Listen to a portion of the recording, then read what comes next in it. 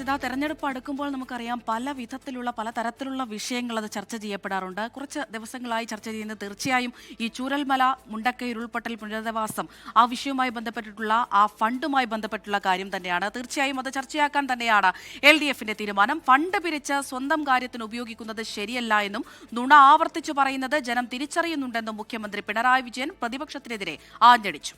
ഫണ്ടുമായി ബന്ധപ്പെട്ട് കൃത്യമായ കണക്കുണ്ടെന്നും അത് പിന്നീട് പുറത്തുവിടുമെന്നുമാണ് കോൺഗ്രസിന്റെ പ്രതികരണം. രാഷ്ട്രീയമായി പ്രതിരോധത്തിലാകുന്ന വിഷയങ്ങളിൽ നിന്ന് തിരഞ്ഞെടുപ്പ് ചർച്ചകളെ UDFിലേക്ക് വഴിതിരിച്ചുവിടാനാണ് വയനാട് പുനരധിവാസത്തെ LDF ഉപയോഗിക്കുന്നത്. കുറച്ച് ദിവസങ്ങളായി അതിനുള്ള ശ്രമമുണ്ടെങ്കിലും CPIM കേന്ദ്ര കമ്മിറ്റി ഫണ്ട് കണക്ക് പുറത്തുവിട്ടതിലൂടെ ലക്ഷ്യം നേടാനാണ് പുതിയ നീക്കം. പുനരധിവാസത്തിനായി പിരിച്ച ഫണ്ട് കോൺഗ്രസ് വകമാറ്റിയെന്ന് ആരോപിക്കുന്ന LDF കണക്ക് പുറത്തുവിടാൻ അവരെ വെല്ലുവിളിക്കുകയാണ്. കണക്ക് എവിടെയെന്ന് ചോദിക്കുമ്പോൾ ആ കണക്ക് പറയാനില്ലല്ലോ, ഇപ്പോഴും വ്യക്തത വരുന്നില്ലല്ലോ, എവിടെയും ആ പണമില്ലല്ലോ. ഇതുപോലുള്ള ദുരന്തഘട്ടത്തിൽ ഇത്തരം പിരിവുകൾ നടത്തി അത് മറ്റു വഴിക്ക് സ്വന്തം കാര്യത്തിന് ഉപയോഗിക്കുന്നത് ശരിയാണോ? രാഷ്ട്രീയമായി തിരിച്ചടി നേരിട്ടുകൊണ്ടിരിക്കുന്ന വിഷയങ്ങളിൽ നിന്ന് ശ്രദ്ധ തിരിക്കാനാണ് LDF പുനരധിവാസ ഫണ്ട് വിഷയം ആവർത്തിച്ചുന്നയിക്കുന്നതെന്നാണ് UDFന്റെ മറുപടി. കോൺഗ്രസിന്റെ കാര്യത്തിൽ കണക്ക് കൃത്യമായിട്ടുണ്ട്.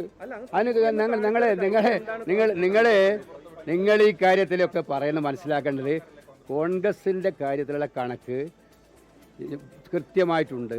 അത് വയനാട്ടിലെ ജനങ്ങളുടെ മുമ്പിലും കേരളത്തിലെ ജനങ്ങളുടെ മുമ്പിലും വെക്കുന്ന ഒരു ബുദ്ധിമുട്ടും കോൺഗ്രസിനില്ല. പദ്ധതി പൂർത്തിയാകുമ്പോൾ കണക്ക് അവതരിപ്പിക്കും. ആദ്യം രക്തസാക്ഷി ഫണ്ട് തട്ടിച്ച കണക്ക് പറയട്ടെ എന്നും പ്രതിപക്ഷ നേതാവ് VD സതീശൻ പ്രതികരിച്ചു. രോഷത്തോടെയായിരുന്നു സതീശന്റെ പ്രതികരണം.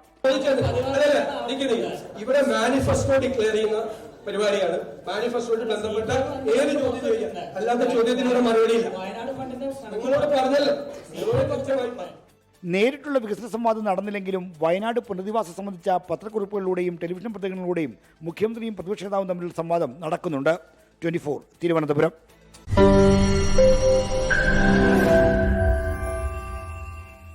ലോകത്തെവിടെയായാലും ഏത് സമയത്തും 24 വാർത്തകളും ഓഗ്മെന്റഡ് റിയാലിറ്റി പാക്കേജുകളും എക്സ്പ്ലെയിനറുകളും വിശദമായി കാണാൻ ഞങ്ങളുടെ YouTube ചാനൽ നിങ്ങൾക്ക് സബ്സ്ക്രൈബ് ചെയ്യാം.